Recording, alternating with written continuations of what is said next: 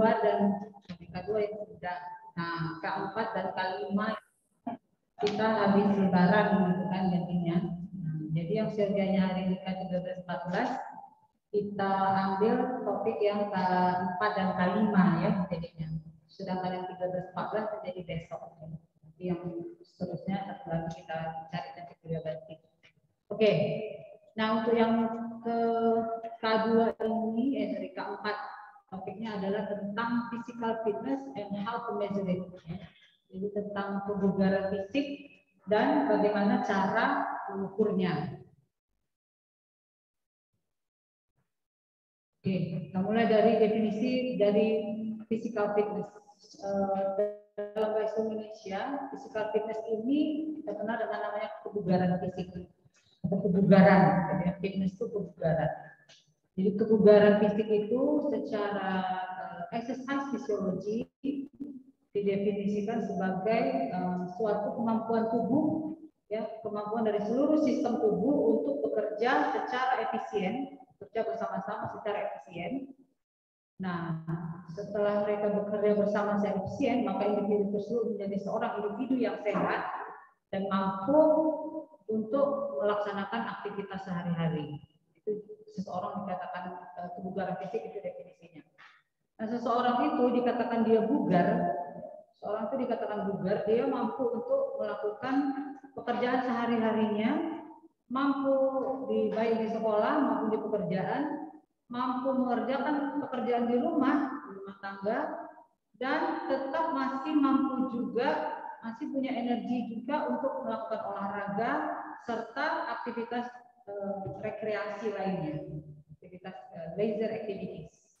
Nah, itu dia. Jadi setiap kegiatan itu dia mampu melakukan dan tidak di ujung hari, at the end of the day, tidak ada kelelahan. Itu dia. Orang dikatakan bugar seperti itu. Oke. Izin dok. Kebugaran fisik sendiri dalam bidang ilmu exercise physiology ini dia terdiri dari 11 komponen. 6 dari komponennya itu berkaitan dengan kesehatan, jadi health related fitness, ya, health related physical fitness. Yang 5 lagi berkaitan dengan skill yang biasanya dibutuhkan dalam olahraga ataupun dalam pertandingan. Jadi dia berkaitan dengan performance skill. Nah, yang health related physical fitness kita akan lebih condong di sini, ya, karena berhubungan dengan kesehatan. Ini dia dapat menurunkan risiko penyakit kronis. Nah, jadi komponen kebugaran yang 6 ini mampu menurunkan risiko penyakit kronis, mampu meningkatkan kesehatan dan kebugaran.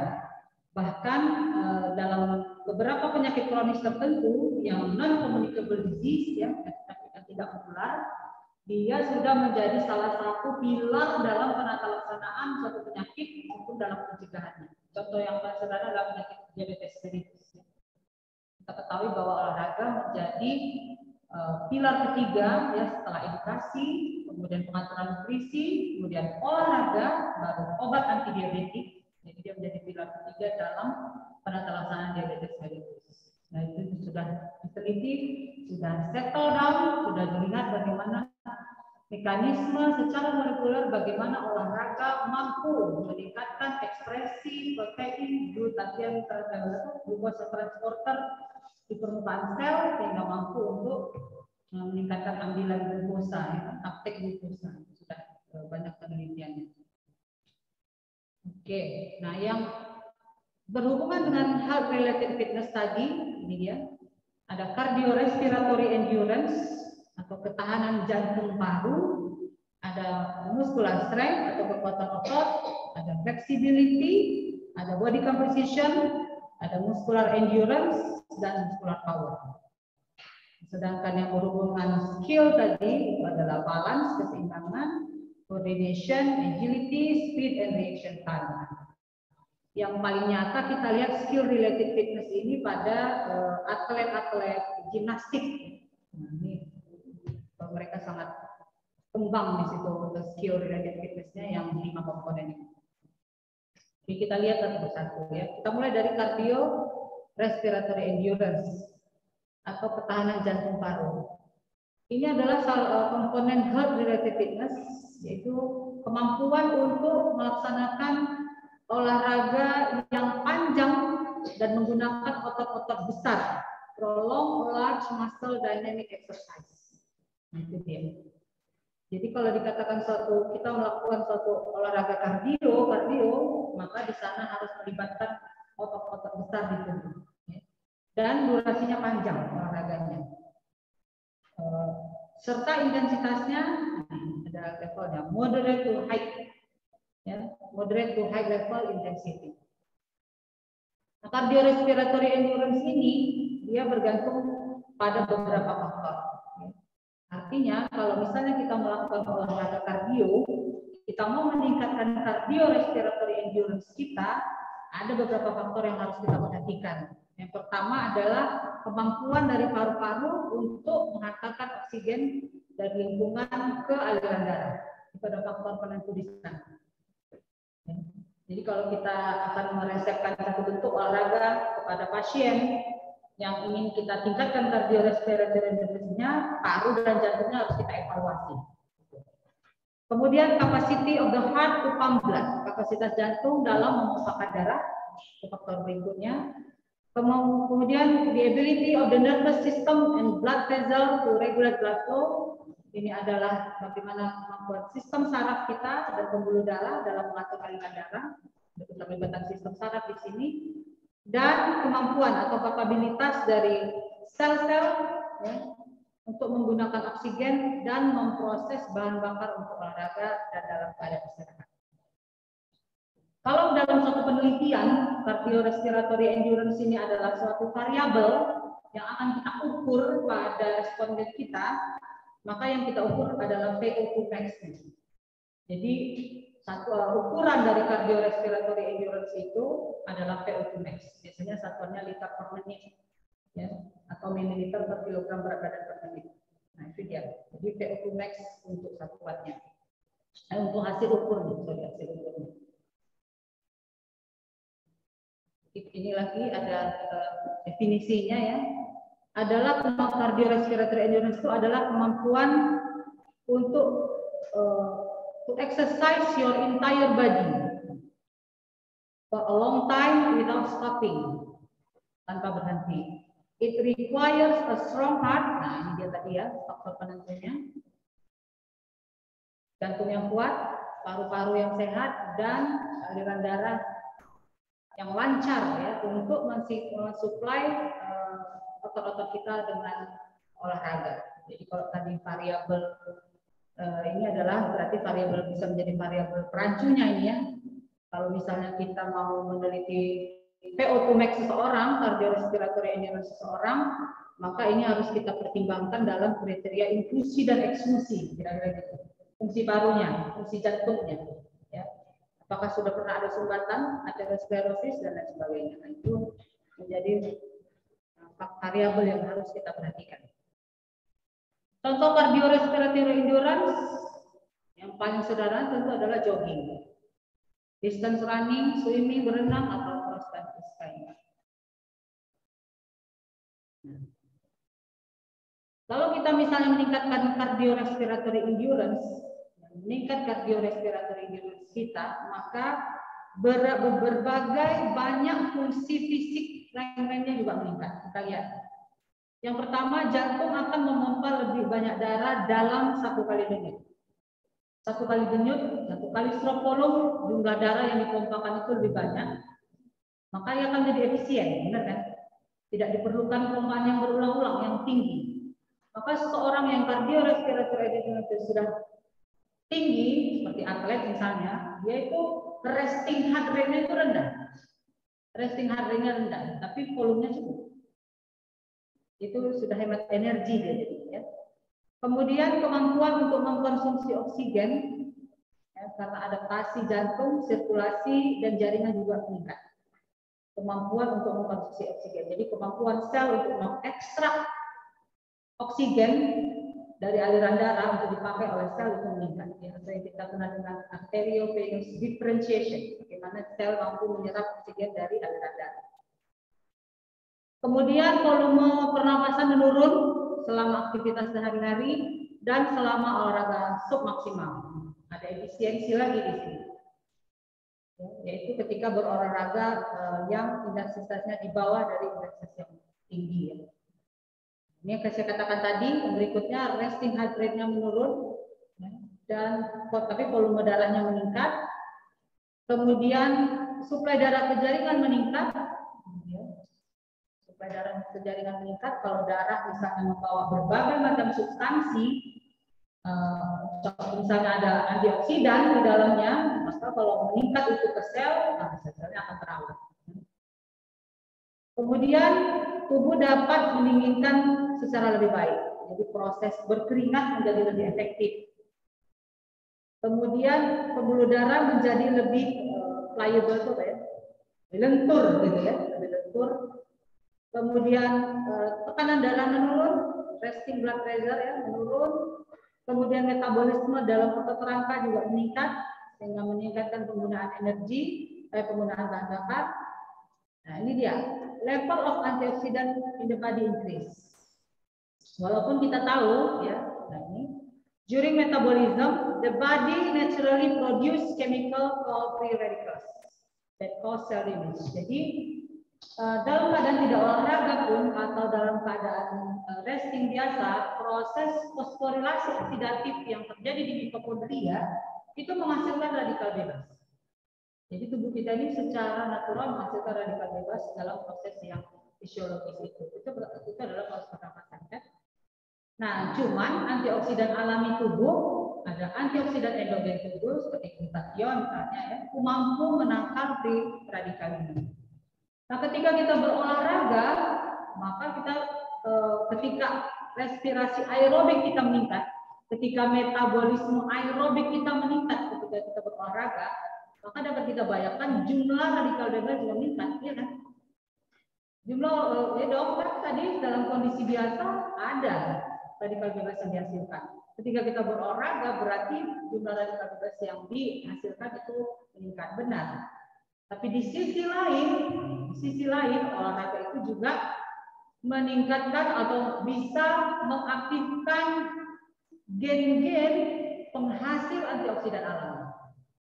Ya, jadi ada gen-gen, ada protein-protein di sitoplasma yang bisa mengkodekan gen penghasil antioksidan, meningkat ya.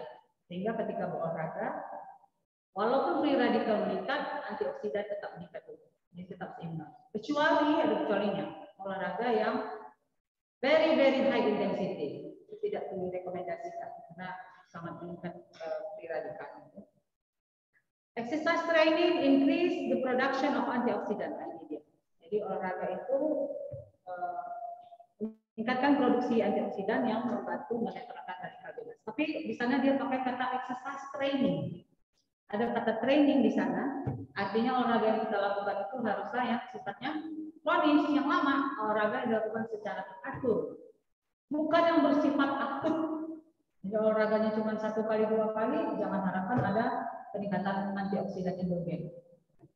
Ya, jadi yang bukan bersifat akut tentunya ya, tapi yang rutin. Oke, cardiorespiratory endurance adalah kunci dari kebugaran yang berhubungan dengan sel. Key component of health related fitness. Cardiorespiratory endurance adalah sentral atau pusat dari health related fitness. Dari yang 6 health related fitness tadi, nomor 1 itu memang cardiorespiratory. Jadi kalau misalnya orang secara sederhana aja, ada orang mau berolahraga, dia pengen menurunkan berat badan gitu. Cukup kardio saja, dilakukan rutin, ya lari gitu. Tidak perlu harus push up, harus sit up, harus mengecilkan perut, otot, lemak di perut dengan gerakan-gerakan. Kalau kau lakukan cardiorespiratory endurance atau latihan kardiostrator, itu semuanya akan ikut ya. Lemak-lemak di mana-mana itu di badan itu juga akan ikut termetabolisme ya. Nah, apa dikatakan? Because heart and lung function is so essential to overall good health. Karena jantung dan paru yang penting untuk keseluruhan kesehatannya secara keseluruhan. A person can live very long or very well without a healthy heart or healthy lungs. Lagi-lagi ini cerita tentang bagaimana jantung dan paru berperan dalam komponen dia. Poor cardiorespiratory fitness is linked with heart disease, type 2 diabetes, colon cancer, stroke, depression, and anxiety. Ini beberapa jenis penyakit yang dikatakan berhubungan dengan kebugaran jantung paru yang buruk dari seseorang. Oke, next. Kita lihat yang komponen berikutnya. Ini yang berkaitan dengan otot ya, kekuatan otot. The amount of force your muscle can produce. Jadi muscular strength itu merujuk kepada jumlah kekuatan, amount of force, kekuatan otot yang dapat dihasilkan oleh otot. Biasanya diukur dengan cara seberapa berat benda yang dapat kita angkat, ya, atau seberapa kuat kita dapat menahan beban. Contoh mengangkat benda yang berat atau mendorong kotak yang berat. Itu contoh muscular strength. Kemudian ada muscular endurance. Beda lagi nih. Ini yang endurance berarti ketahanan. Yaitu kemampuan untuk menggunakan otot berulang-ulang tanpa mengalami kelelahan. Berulang-ulang. Contoh mengerjakan push up, curl up, climbing a rock wall. Contohnya seperti yang digambar. Gimana dia bisa menahan otot kaki dan lengannya. Kan lama dia tuh. Jadi kontraksinya itu berulang-ulang yang terjadi pada otot-otot dalam kegiatan ini. Atau yang secara sederhana, muscular endurance itu pada atlet maraton. Atlet maraton itu dia lari 5, 10, 15 km. Kalian bayangkan itu berjam ototnya harus berlari kan, berkontraksi dalam proses maraton itu, maka muscular endurance-nya harus bagus otot-ototnya. Dan ada latihannya. Latihan untuk muscular endurance, latihan untuk muscular strength, dan latihan untuk muscular power itu beda-beda. Jadi muscular power di bawah. Kemudian kita lihat komponen berikutnya, flexibility, fleksibilitas, yaitu kemampuan untuk menggunakan persendian secara penuh melalui suatu gerakan yang luas, wide range of motion. Jadi fleksibilitas ini berkaitan dengan range of motion atau ROM, tanpa terjadi injury, tanpa ada cedera. Kita dikatakan fleksibel ketika otot-otot kita itu cukup panjang dan sendi-sendi kita bebas, cukup bebas untuk melakukan suatu pergerakan yang adekuat. Contoh orang yang memiliki fleksibilitas yang baik adalah penari, dancer, or gimnastik, atlet gimnastik, atlet senam lantai misalnya. Putar-putar berdiri dengan tegak. Itu flexibility and balance-nya harus bagus. Oke, inactivity, ketidakaktifan, orang yang kurang aktif, kurang olahraga, kurang aktif ya. Menyebabkan sendi-sendi menjadi kaku ya, seiring dengan usia. Ini sudah berkaitan dengan aging nanti. Stiffness, kekakuan otot sendi ini pada akhirnya often causes people to assume unnatural body posture, membuat orang menjadi tidak bagus postur tubuhnya, menahan kekakuan yang di sini tadi. Yang ini justru makin memberatkan sendi dan otot. Nah, stretching dapat membantu untuk meningkatkan fleksibilitas ini. A healthy range of motion for all major joints. Maka masukkanlah stretching dalam program olahragamu. Jangan lupakan stretching, jangan langsung main action saja ya. Jangan lupa stretching, warm up, cooling down itu. Untuk sini. Oke, berikutnya body composition. Ini komponen kita yang berikutnya. Refers to different type of tissue that make up your body, including fat, muscle, bone, and organ. Komposisi tubuh ini salah satu variabel pengukurannya itu adalah IMT, indeks massa tubuh, atau ini ukur lemak. Nah, ini yang muscle yang ketiga tadi, jadi ada muscle strength, muscle endurance, ada muscle power. Ini adalah kemampuan untuk strength, to use strength quickly, kekuatan cepat, that is involve both strength and speed, atau yang disebut explosive strength. Contoh, jump hop, lompat tinggi or high, put the shot and speed swing. Ini aktivitas yang dia jelas-jelas muscle power ini aktivitas yang anaerob, ya, anaerob. Kalau yang endurance, cardiorespiratory endurance itu aerob. Tapi muscle power ini dia kurang dari 20 detik, ya kan? Dia pasti anaerob. Beda lagi nanti latihan untuk meningkatkan muscle power. Atlet angkat besi misalnya, muscle powernya harus dilatih. Nah, ini adalah beberapa tes yang bisa secara sederhana bisa kita lakukan untuk mengukur kebugaran. Tes-tes ini juga bisa kalian lakukan sebagai bagian dari skripsi sebenarnya ya. Kalau misalnya belum ada yang sudah semua udah pada punya skripsi ya, udah mulai bimbingan juga kan. Tujuan tes ini bertujuan mengetahui perkembangan kemampuan VO2 max testi orang tes. Kalian udah praktikum yang blok ini? Yang tadi baru, yang 7 tadi. Tes kebugarannya apa tadi? Pakai tes yang mana? Test. Nah, jadi kalau yang walking test ini, dia mula-mula pemanasan. Kemudian berjalan 1 mil secepat mungkin. Kemudian di record your time to the nearest second. Waktunya dihitung. Kemudian segera setelah berjalan hitung denyut jantungnya. Jadi ini denyut jantungnya yang menjadi variabel pengukurannya ya.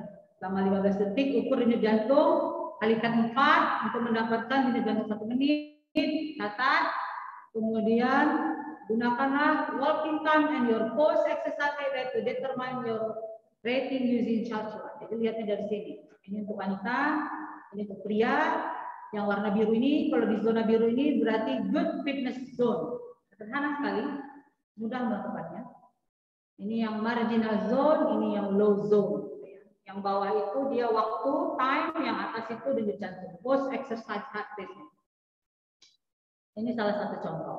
Banyak sekali. Ini berikutnya ini adalah jenis-jenis tesnya. Step test. Nah, ini yang kalian lakukan tadi ya.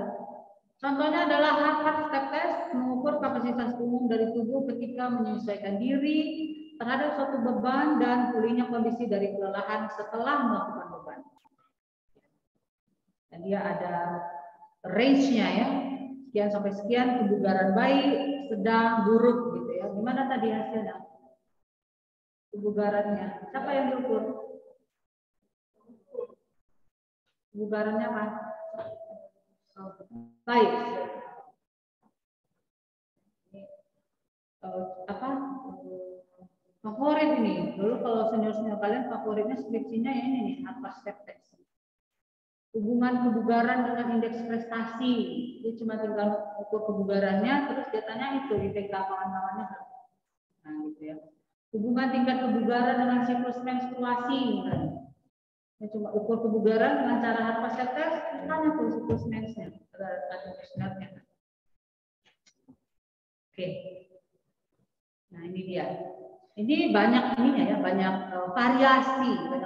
Ada yang indeks kebugaran cara lambat, cara cepat seperti tadi ya, sehingga dia ininya juga bervariasi. Range-nya, high performance, good fitness zone, marginal, and low zone. As you grow older, you will want to continue to score well on this rating chart because your maximal heart rate decrease as you age. You should be able to score well if you exercise regularly. Jadi fungsi aging itu sebenarnya tidak 100% mempengaruhi performance atau cardiorespiratory endurance seseorang. Jadi kalau dia tetap exercise regularly, ya fungsi aging tadi lambat. Nah, ini yang menggunakan bicycle. Nah, ini bicycle kita dulu ada nih, tapi kayaknya udah rusak sekarang. Ini menggunakan sepeda statis ergometer. Ada di tadi di lorong itu, ada kalian lihat tadi kan? Oke, ini kalau caranya nggak usah ya. Ini kan kita akan bahasnya di praktikum sebenarnya. Nah, ini juga apanya? Range. Kalau misalnya kalian menggunakan variabel-variabel di dalam penelitian, dalam definisi operasional, inilah yang kalian butuhkan.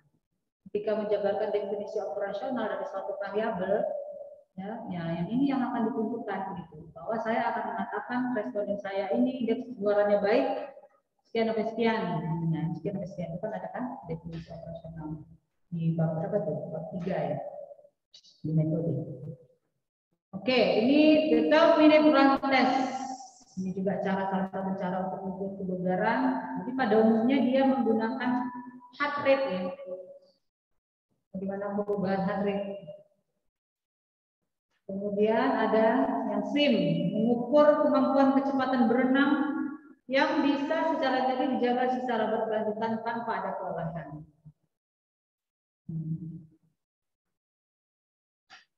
Oke, kemudian tesnya saya tidak usah banyak lebar di situ ya. Kita lihat cara lain, nah, Foster test tujuannya untuk menentukan bagaimana keadaan jantung setelah melakukan latihan ringan. Ada juga tuh yang bisa dilakukan ketika sebelum kuliah.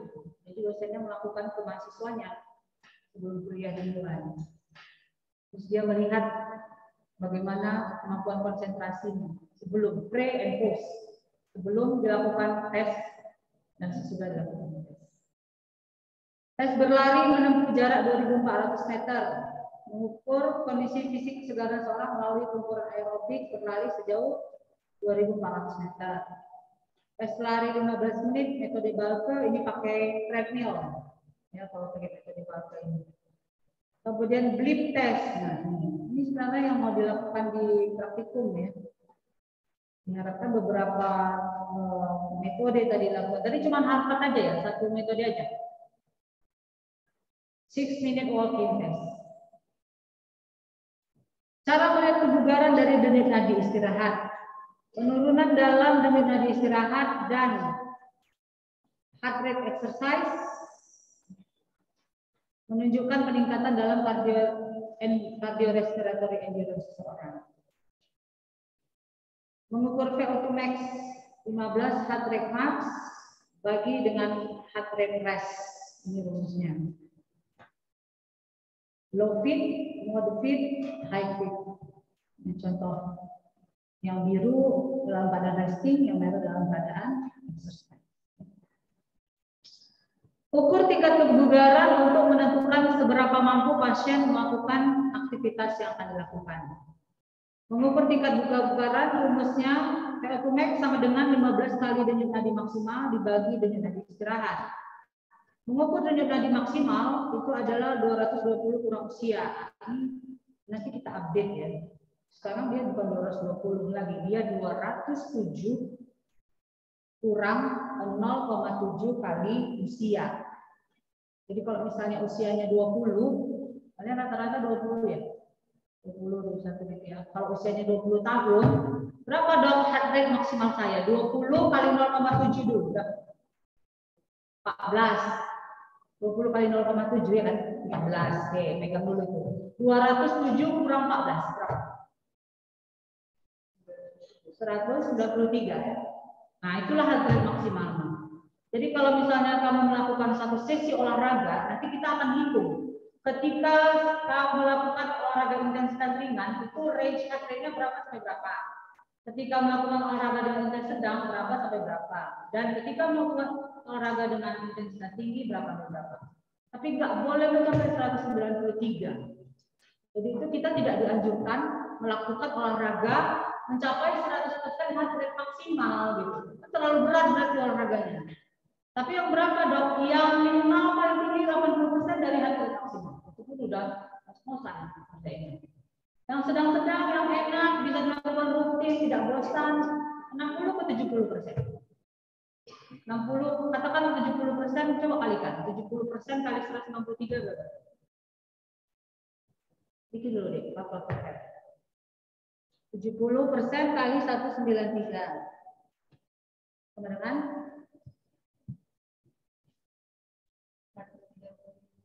130 35,1. Nah, jadi katakanlah 135 sampai 140. Jadi ketika misalnya nanti sore kalian melakukan olahraga, terserah mau olahraga apa aja, dan habis olahraga ukur denyut nadinya, kalau kalian tadi yang umurnya 20 ya, terus 135 kalian hitung denyut nadi kalian sudah olahraga, lakukan olahraga aerobik 30 menit, 30 sampai 45 menit.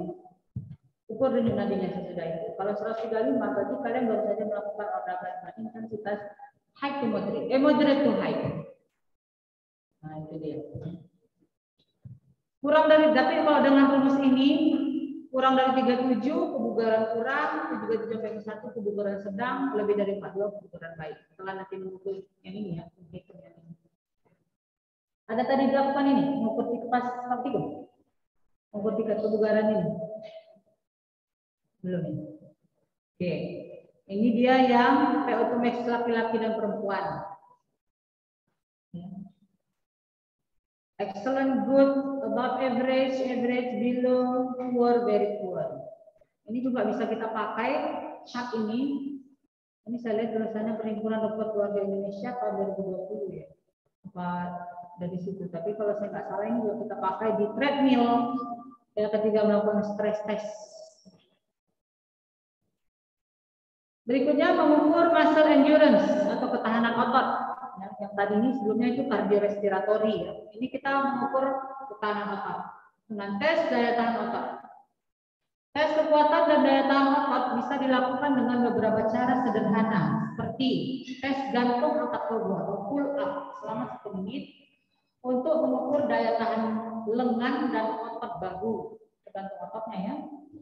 Push up mengukur kekuatan daya tahan lengan bagian atas, back up kekuatan daya tahan punggung, sit up daya tahan perut, dan squat jump itu mengukur kekuatan daya tahan punggung. Jadi latihan dilakukan untuk menilai kekuatan otot yang mana, gerakannya tentu akan berbeda-beda. Ini contohnya push up, ini kan? Ini yang sit up, pull up, back up, squat, dan yang plank. Oke, berikutnya kurang lagi nih. Lihat fleksibilitas. Ini juga sangat sederhana. Ada yang sangat sederhana dan banyak digunakan dalam pelitian deskripsi senior kalian yang sebelumnya. Pengukuran terhadap fleksibilitas tubuh dapat dilakukan sit and reach test. Pernah dengar nggak? Atau pernah menjadi responden dulu? Atau masih semester berapa gitu? Belum pernah? Belum ya? Sit and reach test yang secara universal digunakan untuk menilai kemampuan fleksi batang tubuh. Adapun target pengukuran dari tes ini adalah menilai sejauh mana jangkauan seseorang dengan tubuh dalam keadaan fleksi untuk menggapai garis ukur. Peralatan yang digunakan juga sama sederhana, hanya tongkat pengukur dan pita perekat. Pelaksanaan tes dilakukan sebagai berikut. Kayu meteran diletakkan di lantai dengan pita perekat sepanjang 18 inci, direkatkan pada angka 15 inch di kayu meteran. Kayu meteran atau tongkat pengukur diletakkan di antara kedua kaki di lantai. Kemudian pita perekat berfungsi menahan kayu meteran agar tidak bergeser dari tempatnya. Kemudian kita duduk menghadap kayu, angka 0 pada kayu berada tepat di antara kedua kaki yang terbuka, lebar 12 inci dan 30,5 cm. Kedua ujung kaki responden diposisikan pada kedua ujung pita perekat yang telah direkat pada titik 15 inch. Responden diminta untuk meluruskan kedua tangan sejauh mungkin, ya, membungkukkan badannya di atas kayu meteran sejauh mungkin tanpa diikuti oleh tekukan lutut. Itu kita tetap mau menilai fleksi batang tubuh. Ya. Responden mempertahankan jangkauan terjauhnya selama beberapa waktu agar peneliti, dengan peneliti ya, jadi peneliti yang dapat mencatat jarak tersebut. Ini dia gambarnya. Nah ini. Ini. Sit and reach test. Ini dia wrist box, ini pakai box. Ini yang pakai kita tadi. Ini ada juga yang seperti ini. Ini individual one score negatif. Individual to score 0, 0. Ini kan tak dapat diraihnya kan? Ini dapat diraihnya. Ini jauh jangka warna positif. Fleksibilitas. Oke, berikutnya mengukur massa strength kekuatan otot. Nah, ini tadi ada diukur. Oh, mana? Nggak ada yang dinamometer tadi.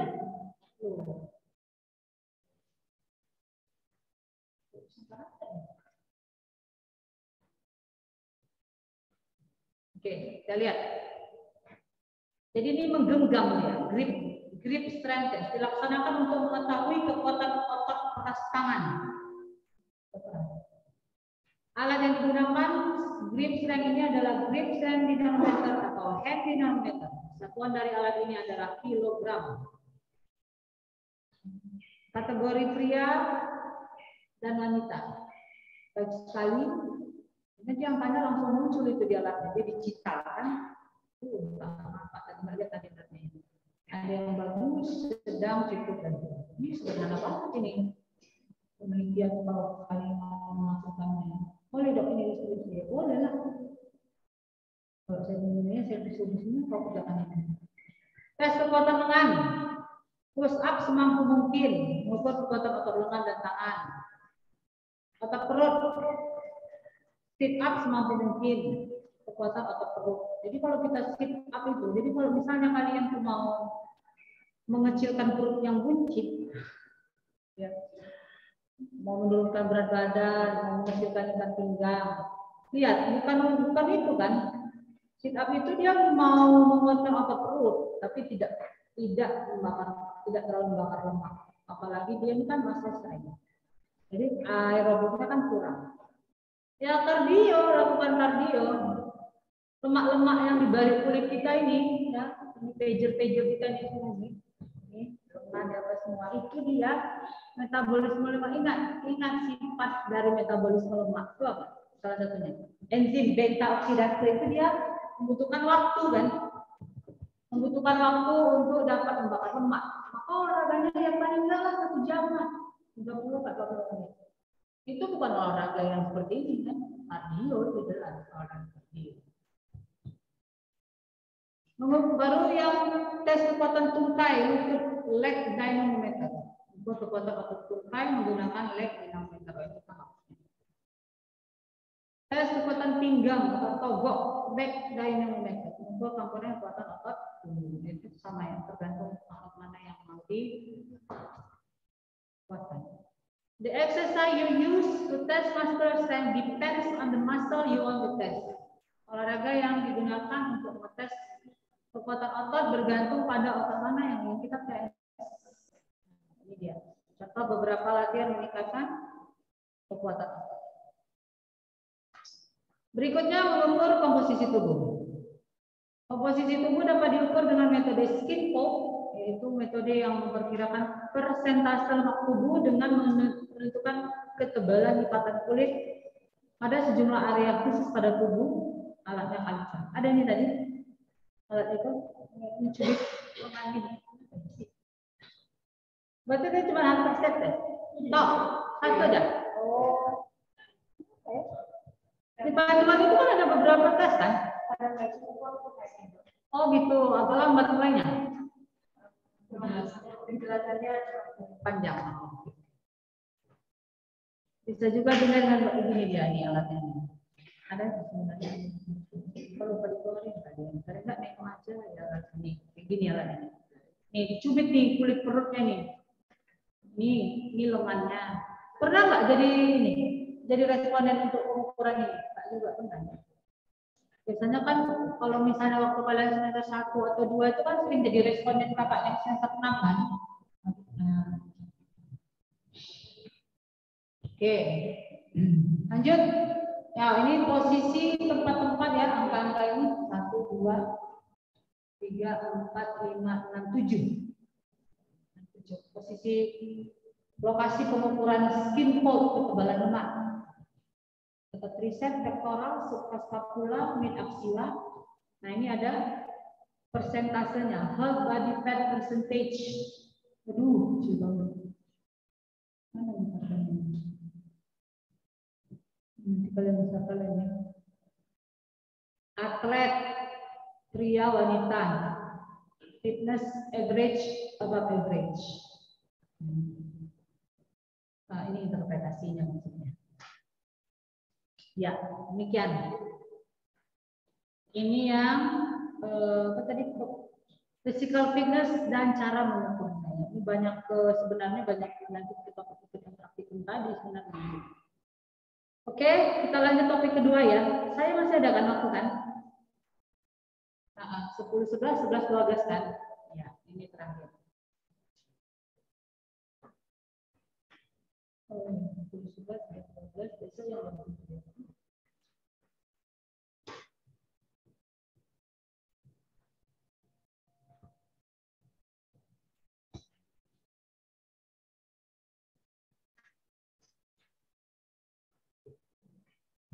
yang di Zoom udah kan? Sudah, Dok. Oke, baik, kita lanjut ya. Type of exercise, jenis-jenis olahraga muda. Oke. Exercise modality atau mode atau type artinya adalah jenis dari aktivitas atau olahraga. Biasanya jenis-jenis olahraga ini diklasifikasikan menurut jenis olahraga, jenis energi yang digunakan dalam aktivitas tersebut atau jenis kerja otaknya. Paling banyak itu jenis energi mix campuran keduanya. Yang pertama, kalau dari jenis energi yang dipakai dalam olahraganya, maka kita mengenal olahraga aerobik dan anaerobik. Olahraga aerobik berarti dia olahraga menggunakan oksigen. Ya, anaerobik tidak menggunakan oksigen. Bedanya nanti tentu adalah kita tahu metabolisme aerobik itu menghasilkan 36 ATP. Maka bisa digunakan lama untuk olahraga yang bersifat endurance. Inilah dia jenis metabolismenya. Tapi kalau yang metabolisme anaerob, glikolisis anaerob misalnya, dia hanya menghasilkan 2 molekul ATP, tahannya hanya untuk olahraga yang di bawah 40 detik. Yang paling banyak 40 detik. Nah, itu yang tentu olahraga yang apa tadi contohnya yang anaerob. Muscle power. Kemudian kalau klasifikasinya berdasarkan kerja otot, ada olahraga yang continuous, ada yang ritmik, ada dynamic resistance, ada yang statik, ada banyak klasifikasinya. Kalau jenis-jenis ininya, ada yang interval training, ada yang continuous training, ada yang yang continuous misalnya walking, cycling, and swimming. Yang rhythmical aerobic activities, jumping, jogging, anaerobic and or dynamic resistant activities, sprint, lari jarak pendek, itu juga anaerobik.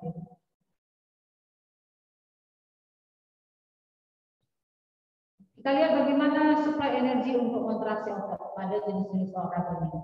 ATP adalah sumber energi utama.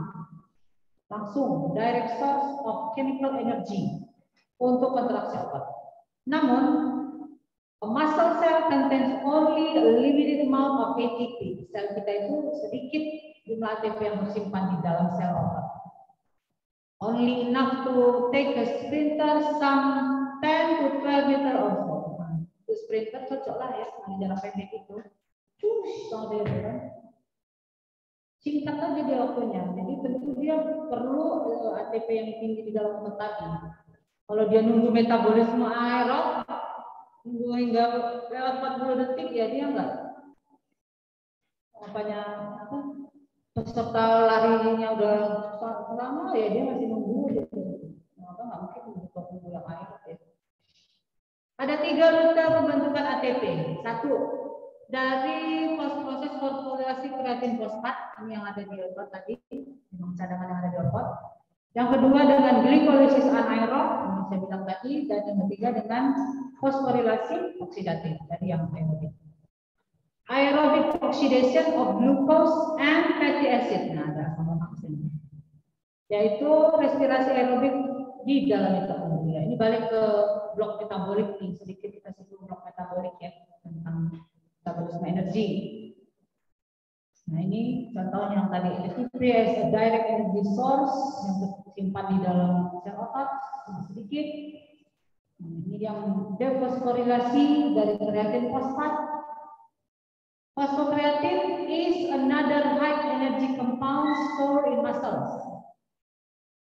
It transfers its phosphate and thus its potential energy to ADP to form ATP within creatine. Ini juga sedikit katakan nama. Setelah ke yang berikutnya, ke yang anaerobik. Aduh, apa hitam pula ini. Yang anaerobik glycolysis, ya, pemecahan glikogen secara anaerob menghasilkan netnya cuma 2 molekul ATP per mol glukosa. Ini bisa untuk long term high performance, intensitas tinggi. Nah, baru yang ini ya, ini ada tulisan ini. Nanti kalian edit lainnya. Ini kan nomor 2 anaerobic glycolysis. Ini dia 3 oxidation of glucose yang menghasilkan 24 ATP. Total energinya 36 mol ATP per mol per molekul glukosa. Satu molekul glukosa masukkan 36 ya sebenarnya. Ada 2 ini. 6C2H26 itu kan reaksinya kan. Nah ini untuk yang endurance, jenis-jenis yang olahraga endurance tadi. Kalau kita lihat dari grafik ini, nah ini olahraga yang ini yang aerobik. Nah, jadi dia membutuhkan waktu. Nah, ini persentase dari kontribusi dari yang anaerobik. Jadi sebenarnya kalaupun kita mau melakukan olahraga yang sifatnya aerobik, kita mau lari, jogging misalnya. Awal mula kita melakukan olahraga itu, awal mula kita berlari itu, nggak langsung kita menggunakan energi yang bersumber dari aerobik. Belum ada dia, belum terbentuk ya kalau kita lihat grafik itu. 10 sampai berapa detik ya? 10 ekor. 10 detik pertama. Nah, 10 detik pertama itu 90% itu adalah berasal dari anaerobik, berasal dari simpanan ATP yang memang tersimpan di otot. Ya, berasal dari proses glikolisis sementara.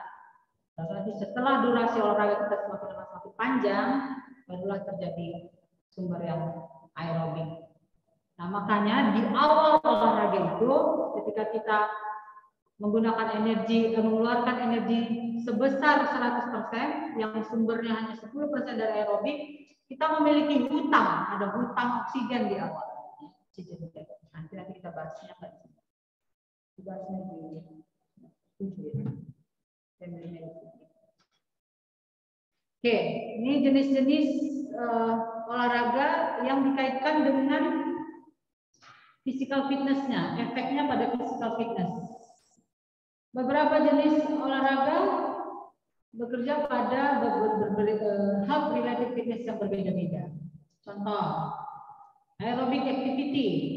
Aktivitas aerobik ini meningkatkan body composition and cardiorespiratory fitness.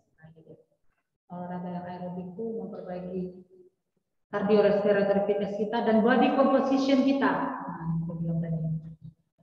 Kemudian kalau yang jenis olahraga yang muscle training, tentu ini dia meningkatkan komponen kebugaran yang muscular fitness, such as muscular endurance. Kalau yang apa yang sederhana ya, yang ini muscular training, dumbbell, pernah? Dumbbell sekilo 2 kilo itu. Ya. Stretching activity, ini untuk meningkatkan flexibility. Yang stretching, makanya lupa stretching. Sedangkan yang neuromuscular activity ini meningkatkan kebugaran neuromuskular seperti balance, agility, and proprioception. Nah, ini tidak health related ya, ini skill related. For substantially improving or maintaining a patient's physical fitness, nah, ini sudah ada peta pasien. Jadi kalau kita mau meningkatkan kebugaran fisik pasien kita, maka primary care practitioners seperti kita ini ya, kita primary care practitioners dulu awalnya kan, baru sekolah lagi jadi spesialis. Maka primary care practitioner are best placed to provide customized advice, motivation, and encouragement to their patients. Jadi konsep dari wellness integrated medicine ini adalah ingin mengembangkan bahwa exercise is medicine. Blok ini. Artinya ketika kamu mampu meresepkan satu obat, ya, amoxicillin miligram 500, S3DD tak 1, signature-nya. Ketika kamu mampu meresepkan olahraga, kamu juga harus mampu meresepkan olahraga seperti itu. Bukan cuma resep obat, tapi resep olahraganya juga harus mampu. Kita tidak cukup bilang ke pasien cuma olahraga lah, Pak, olahraga lah, Bu. Gitu. Udah diobatin nih, Mas edukasi, ngomongnya cuma gitu. Ini misalnya diabetes dia atau gemuk, obes, datang kita berobat. Olahraga lah, Pak, Bu, gitu. Olahraga apa dong? Oh, bingung. Apa ya? Gimana? Jadi jangan lagi gitu maksudnya. Kita tuh udah primary care practitioner mampu olahraganya begini, Pak. Ada resepnya, ada. Itu kuliahnya kuliah resep olahraga. Nih, umur dia sekian nih. Kita customize kan, ya, kita atur. Berapa nih? Berapa umur Bapak sekarang? 7. Yuk, Pak, step maksimal Bapak sekian. Saya mau step Bapak training intensity-nya yang low to moderate. Low to moderate aja dulu ya, Pak. Saya cek Bapak sebulan ini, Bapak bisa nggak low to moderate? Nah, Bapak lakukan olahraga ini. Pertama, Bapak harus pemanasan dulu, ini. Nanti di akhir olahraga aja ini yang cara mengukurnya tadi sederhana. 3 jari. Dan Bapak pertahankan ini sebulan. Kalau mampu Bapak pertahankan ini sebulan, setiap sesi olahraga Bapak mampu mencapai 112 heart rate-nya, nanti saya akan naikkan dosis. Jadi ada perhitungan. Lain lagi kalau misalnya dia ternyata ada riwayat hipertensi, beda lagi resepnya. Dia ada riwayat koroner, beda lagi. Jadi tidak cukup. Kalau ada juga gini pasien, ibu-ibu nih yang sering nih rumah tangga kan, Bu, gemuk gitu kan, gimana ya dong ini olahraga lah Bu. Iya olahraga gimana dok? Di rumah, di sini nyampung, apa yang dipilih dari sana, nggak sempat. Kan usah aja itu kan dok, capek juga nih dok. Ya turun tangga lagi dok, ibu kena keringat. Kalian sama nggak dok? Nggak sama. Oh nggak sama itu Bu, tapi kan aku tahu lah aku nggak menjawab nggak sama, tapi gerak juga nggak dok. Ya, gerak juga, nah ini juga, nah udah kayak olahraga lebih berat, lebih capek lagi olahraga. Nggak bisa Bu, olahraga itu Bu terukur, terprogram dan mengulang, ada repetisi. Nggak bisa Bu, jadi dia ada programnya. Badan itu di set di program itu, dan turun berat badannya. Nah, itulah kita awalnya. Kalau udah melihat wellness. Nah, lanjut kita yang aerobic exercise. Ulang sedikit. Exercise any activity that use large muscle groups. Nah, ini kata kuncinya ya. Olahraga aerobik itu menggunakan otot-otot kaki, badan, tungkai, batang tubuh gitu ya. Jogging itu dok ya aerobik. Can be maintained continuously and rhythmical. In general, secara umum aerobic exercise require a little skill to perform are more commonly recommended for all adult indoor fitness. Artinya olahraga aerobik ini olahraga yang murahnya muntah, gitu ya. Nggak perlu skill tertentu yang tingkat dewa, nggak perlu peralatan yang sophisticated, nggak. Cuma dia lari keliling komplek rumah. Aerobik itu, ya. Can be easily modified to accommodate individual physical fitness. Ya, bisa dimodifikasi sesuai kebutuhan individu. Contoh, brisk walking, leisure cycling, swimming. Kalau kita suruh dia berenang, pusing pula dia nyari kolam renang di Medan ini ya kan. Karena kalau renang isinya nggak air, dorong semua. Salah, terus mau kolam sendiri. Tapi kan nggak hemat gitu. Ya, running, aerobic, step dancing. Itu yang di grup-grup olahraga zumba itu dong ya, tapi boleh. Tapi kan kalau kita mau lihat-lihat lah pasiennya, mampu dia silakan sarankan. Kalau nggak mampu dia suruh komplek rumahnya aja.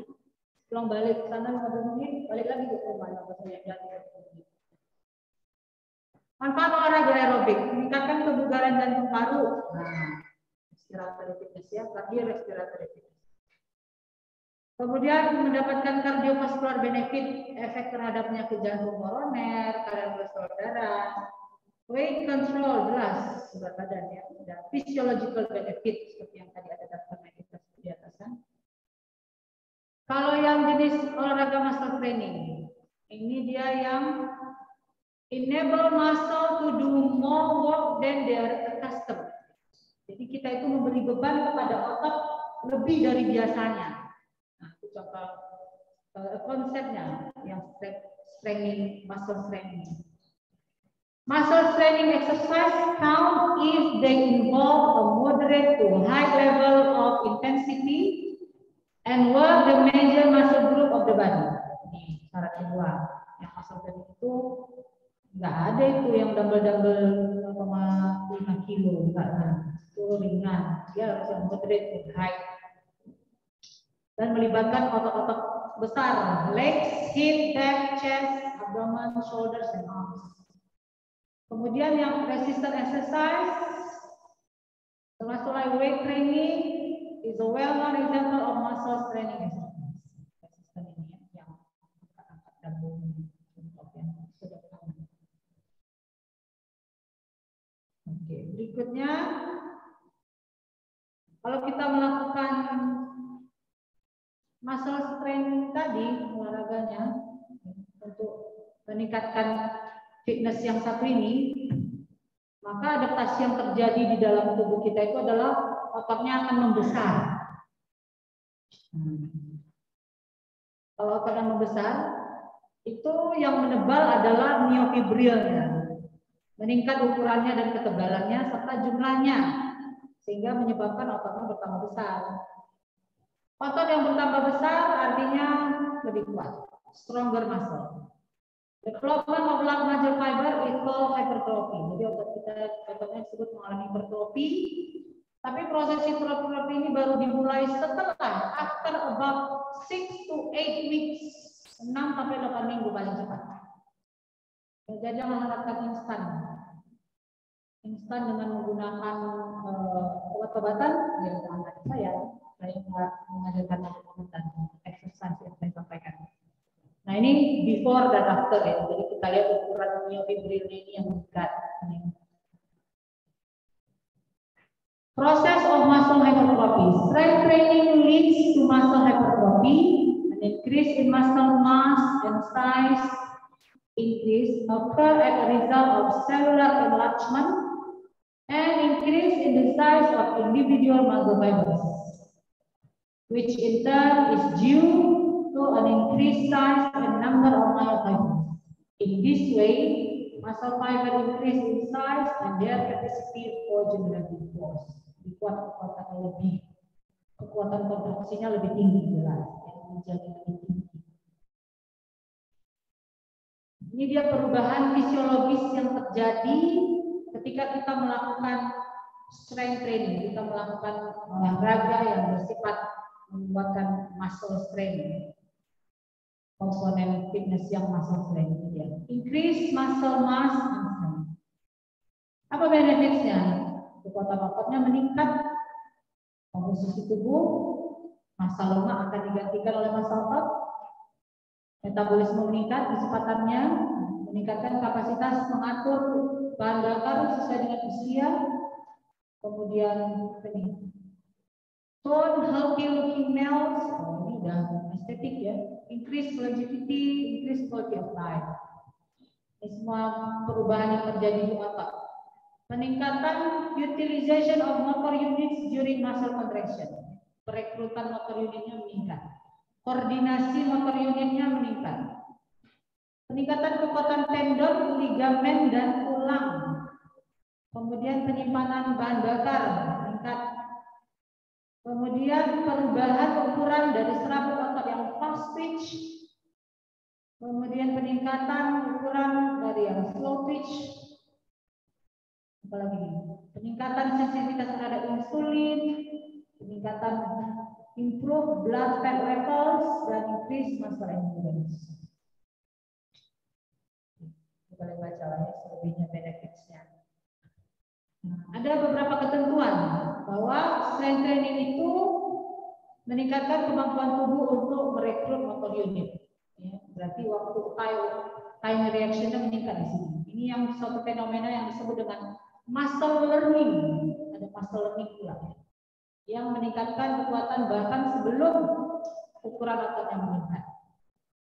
Penuaan dan inaktivitas juga menyebabkan otot menjadi lambat dan karena itu berkurang kemampuannya untuk melaksanakan pergerakan yang cepat dan powerful. Ya, jadi dia kurang sigap begitu ya, kurang giat. Strength training helps maintain motor nerve connections and the quickness of muscle, particularly when engaged in purposeful strength training. Kemudian keuntungan dari strength training ini juga dapat menurunkan ya, kehilangan massa tulang. Ya, walaupun semakin menua, even if we take it up in later life. Jika dilakukan secara teratur, strength training juga justru dapat meningkatkan massa otot pada wanita yang post menopause dan pada pria yang tua, dan dapat mencegah jatuh. Falls ini kuliah tentang lansia itu di mana ya? Di blok apa ya? GDS ya. Falls ini kan salah satu keluhan yang banyak ya di geriatri. Orang tua yang jatuh nanti kamar mandi gitu kan. Kemudian metabolic dan heart health. Bagaimana olahraga strength training ini bisa meningkatkan metabolisme dan kesehatan jantung. Strength training help prevent and manage both cardiovascular disease and diabetes. Prevent ya. Dengan melakukan hal berikut, ini dia. Meningkatkan metabolisme glukosa, meningkatkan konsumsi oksigen maksimal, menurunkan tekanan darah, meningkatkan HDL dan menurunkan LDL in some people, dan meningkatkan kesehatan pembuluh. Semua bisa mencegah cardiovascular disease dan diabetes tadi. Kemudian ada perbedaan jenis kelamin ini. Gender differences.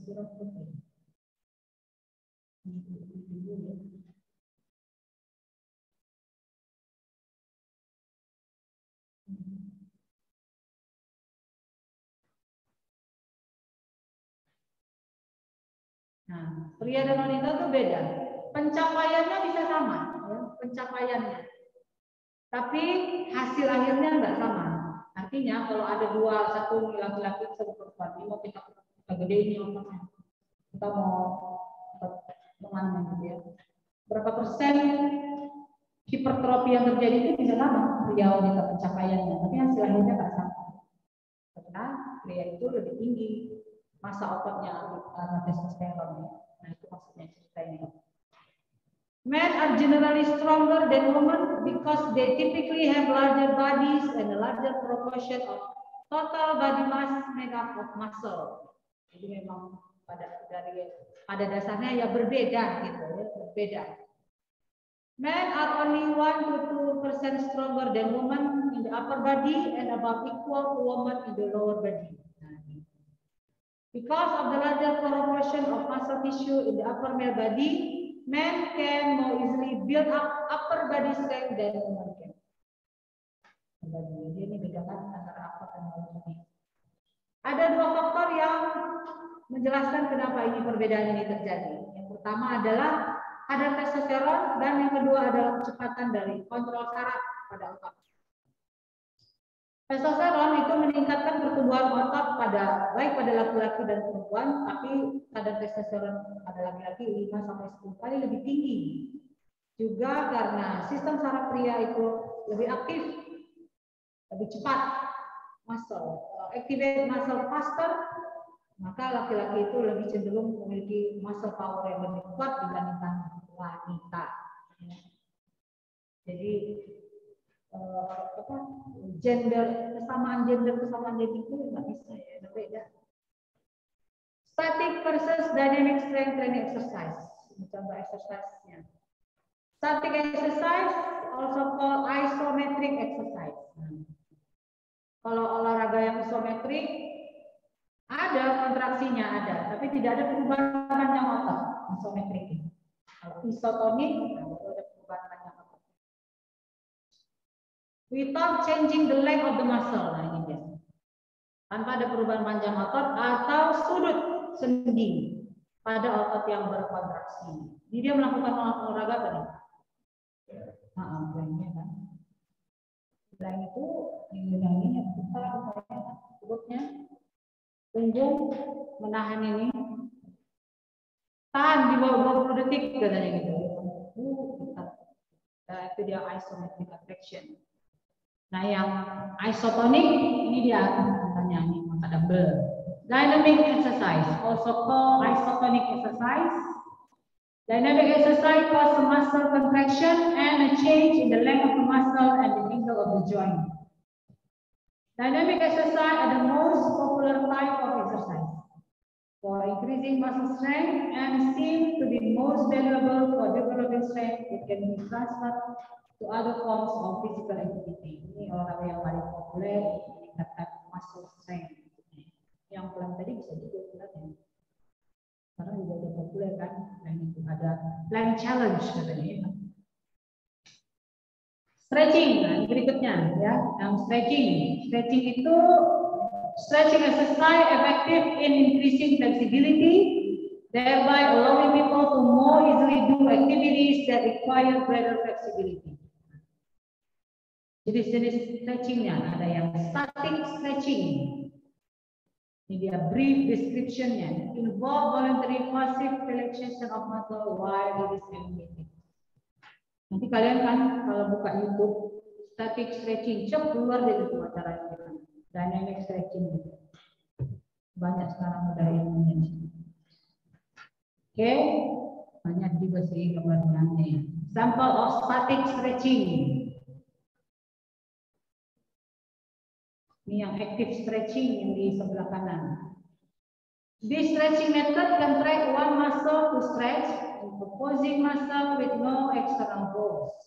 Sometimes referred to as static active stretching. This movement becomes static because you are not moving while you are holding the stretch with other muscles.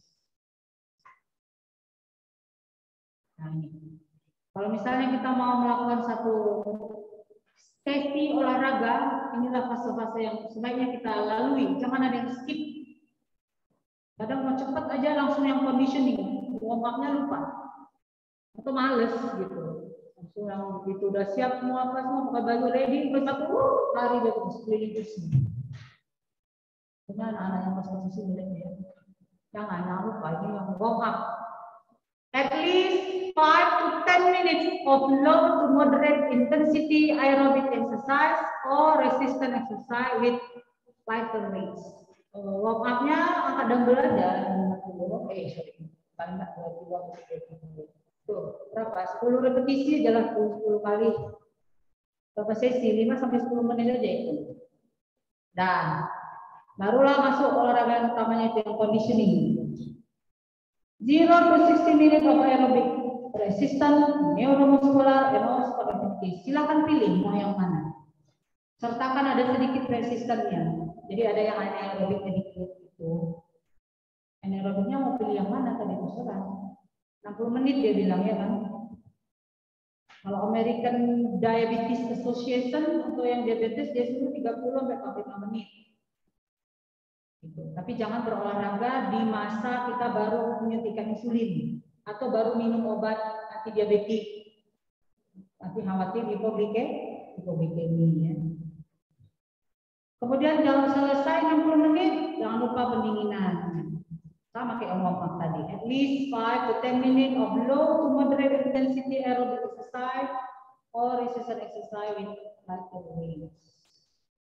Nanti kan habis yang conditioning 60 menit ini terus kita pulling down itu banyak banget terakhir. Di sini kita memperbaiki pernapasannya. Di sini terjadi post exercise oxygen debt. Kemudian stretching jangan lupa. At least 10 minutes of stretching exercise perform after the warm up. Nah, itu lihat belum or cool down phase. Dia mencegah injury waktu kita conditioning tadi. Oke, selesai. Referensinya ya. Siap dan silakan kalau ada yang ingin diskusikan, tanyakan.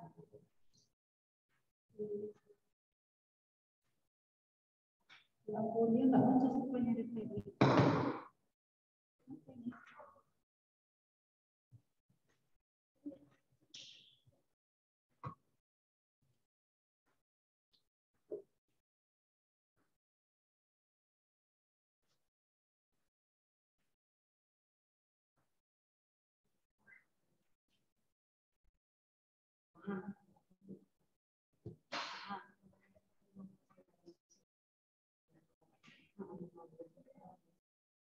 Apa yang mau ada harus tatap muka ya? Nggak mesti kan, bisa juga online kan. Beda. Nanti saya koordinasi sama siap-siap ya. Kan kalian bisa dapat info dari dia kan. Ya.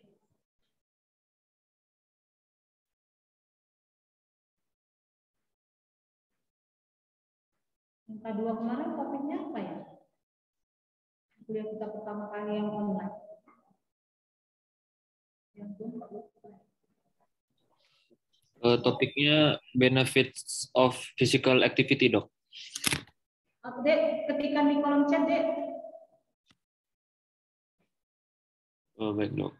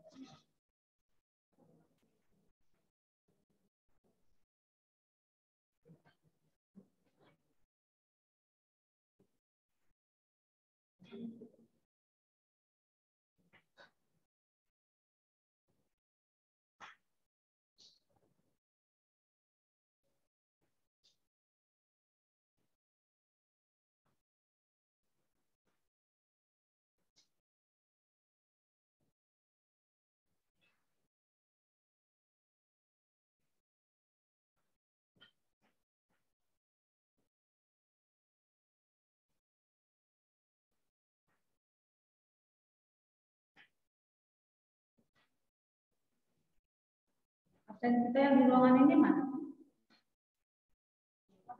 Belum ada ya?